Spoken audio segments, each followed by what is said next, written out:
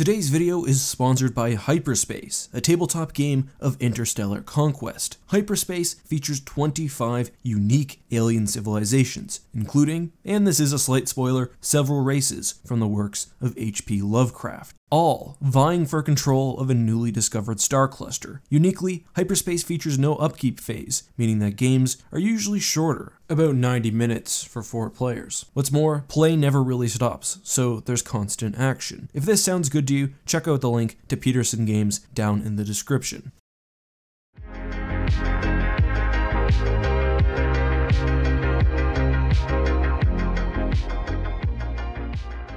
As I've discussed many times on this channel, as the Republic's navy was imperialized, there was a clear doctrinal shift away from starfighters towards capital ship warfare. This change, combined with the Empire's use of the Tarkin doctrine, meant that before long, Imperial starfighters were more of an afterthought, as the well-designed, expensive fighters of the Republic gave way to the cheap TIEs of the Empire. However, what if I were to tell you that TIE fighters, even in their current form, could have been amazing? You might doubt me, but let's take a quick look at things. As the new Essential Guide to Vehicles and Vessels explains, the TIE fighter was designed to minimize mass, removing anything deemed excessive by Imperial engineers. Although it was incredibly bare bones, it was among the most fast and maneuverable fighters in the entire galaxy. The Alliance/New Republic, for example, really only had the A-Wing and the E-Wing, which were both significantly more expensive. The TIE's weapons on their own also weren't very powerful, but were such that a coordinated barrage from multiple fighters would be extremely deadly. And I think if some of you watched the video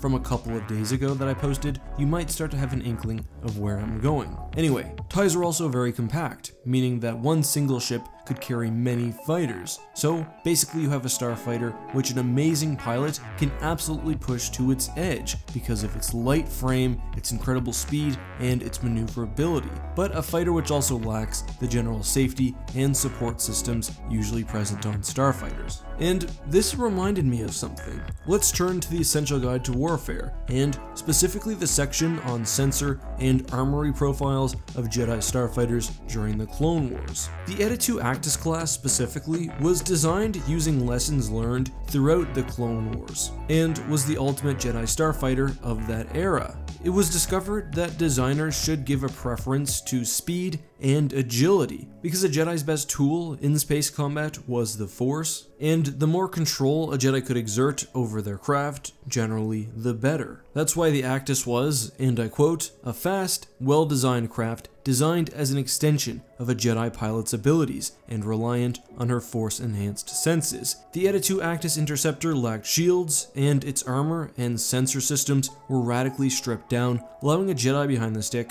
to fly almost as fast as she could think. But if we think about this from another perspective, one of the ways we could think about the Actis is sort of like a TIE fighter. You could even describe it as cheap. However, I think the passage really shows us that it would be more accurate to describe it as stripped down in order to facilitate speed and maneuverability. And in fact, the article finishes by stating that the TIE was an extension of the minimalist philosophy behind the Eta II, a fast, nimble fighter for a daring, skilled pilot. Unfortunately, the issue the Empire ran into was very few pilots were the equals to Jedi. So the Empire had a starfighter which was cheap, allowing it to be fielded across the galaxy, and even effective in a war of attrition, but also in the right hands, specifically the hands of someone extremely skilled, the TIE could even be more effective than a heavier, more expensive starfighter. The problem, as I just alluded to, seemed to be the fact that Imperial pilots could not, and really should not have been expected to,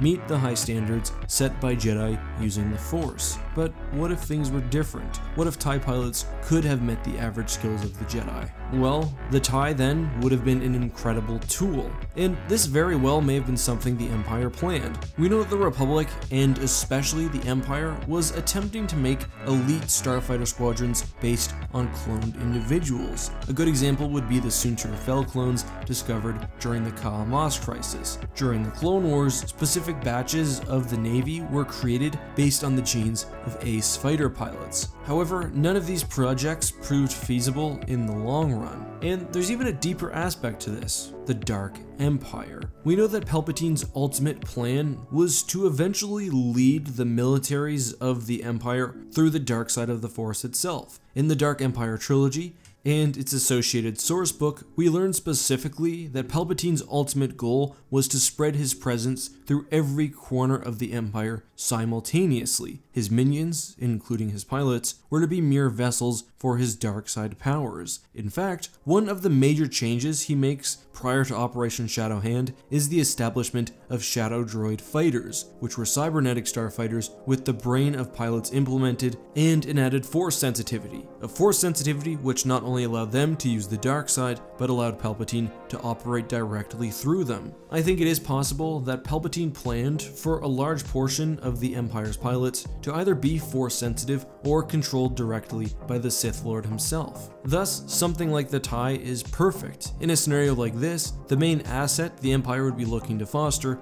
is the skill of its pilots, so it makes sense to put them basically in a Jedi starfighter. However, regardless of whether this was his plan or not, and it's very possible that it wasn't, it's undeniable that an Empire with a large portion of force-sensitive pilots would have had a perfect setup. This is especially true where Palpatine was a master of battle meditation, and, as described, TIEs were extremely deadly in coordinated groups. To summarize, we're looking at a case where the Empire essentially adopted a Jedi starfighter as their main starfighter. So, if a large portion of their pilots were force-sensitive, the Navy would have been very, very effective. Aside from Palpatine's plans for ruling through a dark empire, which we do know was his ultimate goal, and not that far off, we also know that the Empire specifically picked out successful dark side users within their starfighter corps, and further trained them in the dark side and pushed them to higher ranks. A perfect example of this would be Mark Steele. Today's question comes from Indians52 Winnebago,